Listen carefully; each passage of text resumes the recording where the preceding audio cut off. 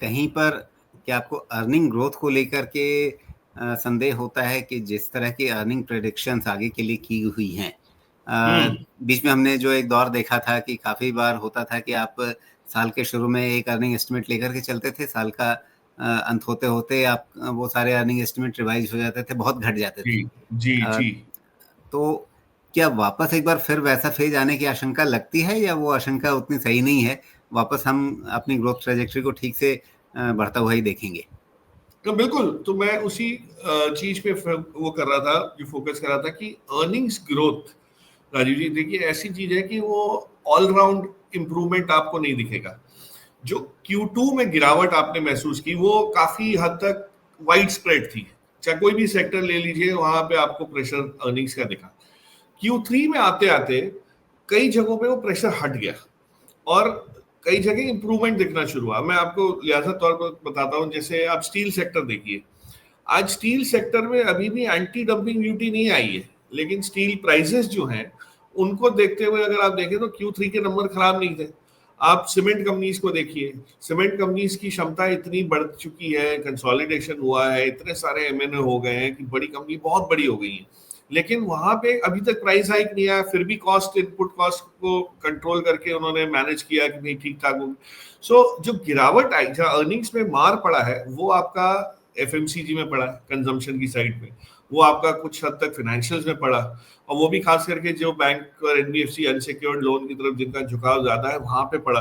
सो ये जो पॉकेट्स, बड़े वाले पॉकेट्स है, क्योंकि आज एफएमसीजी या आईटी हो गया या टू सम एक्सटेंट फाइनेंशियल्स हो गया, ये बहुत बड़े वेटेज वाले सेक्टर है हमारे मार्केट में। अगर आप देखें तो 35% 37% तो फाइनेंशियल्स की वेटेज है।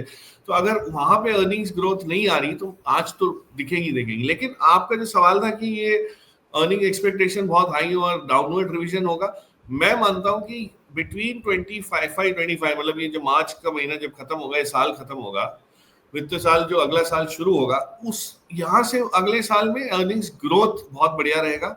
जो 24-25 में करीब 3.5% का हमने ग्रोथ सिर्फ देखा है, मुझे लगता है यहाँ से FY26 का जो ग्रोथ है वो हो सकता है करीब 16-17% भी आ जाए। सो इम्प्रूवमेंट जरूर है। और उसके कारण क्या है? उसके कारण उसके इन्वायरमेंट के चेंज के हैं, जो बजट ने काम किया, जो आरबीआई की पॉलिसीज और जो रुख अपना रही है आरबीआई वो है, और आपके जो एक्सपोर्ट डेटा जो आप देख रहे हैं, और क्रूड को देखिए राजीव जी, आज जिस भाव पे क्रूड है, हमने कब डिस्कस किया था कि इतने लंबे समय तक क्रूड इतना सॉफ्ट रहता है, और क्रूड पे तो हम लोग की बहुत बड़ी निर्भरता है। तो जो जो मार्केट में उसका जो वेलोसिटी रहती है, उसका इम्पैक्ट बाकी इंडस्ट्री पे जो रहता है, चाहे वो ट्रांसपोर्ट को लेके हो, बाकी सब खपत पे हो, वो सब जगह पे आपको फायदा दिखेगा, लेकिन उसको टाइम लगता है। तो मेरे हिसाब से समय अब आ गया है कि Q1 FY26 से आपको शुरुआत दिखेगी इंप्रूवमेंट की, और ये करीब Q3 Q4 में अगले साल के काफी मजबूत ग्रोथ दिख सकती है। सो वहां पे जी। इंप्रूवमेंट की एंटिसिपेशन में मार्केट जो है तैयार हो जाए। अगर वो एंटिसिपेशन बाजार अभी से करने लगेगा तो फिर तो यहाँ से ज्यादा गिरने की गुंजाइश नहीं बननी चाहिए। यस। लेकिन दूसरी तरफ बाजार में आप जिससे भी बात करें, सबके चेहरे पे मायूसी है, सबकी आवाज में निराशा है। अगर निराशा का कोई इंडेक्स होता, पेसिमिज्म का कोई इंडेक्स होता, तो बहुत क्या हाई वो इस होता समय अपने पीक पर है? है, जरूर है। उसका रीजन है कि हमारे पास जो सबसे बड़ा एक एक ब्रह्मास्त्र ये था कि एसआईपी में जो पैसे आ रहे हैं, हमने इस चीज की बात नहीं की, इसको छेड़ना चाहूंगा। कुछ दिनों पहले जो डेटा आया कि म्यूचुअल जी। फंड में कलेक्शन जो हैं, और लमसम पे देखिए या एसआईपी पे देखिए, वो घटना शुरू हो गए हैं। डीमैट अकाउंट नए बनना शुरू जो हुए थे वो घट गए हैं। लेकिन ये सब चीजों से होता क्या है कि डेटा आपको हमेशा एक लैग के साथ आता है। वो डेटा पढ़ने के बाद आपको मायूसी एक्चुअली आती है, लेकिन एक्चुअली वो बीमारी तो जनवरी में थी।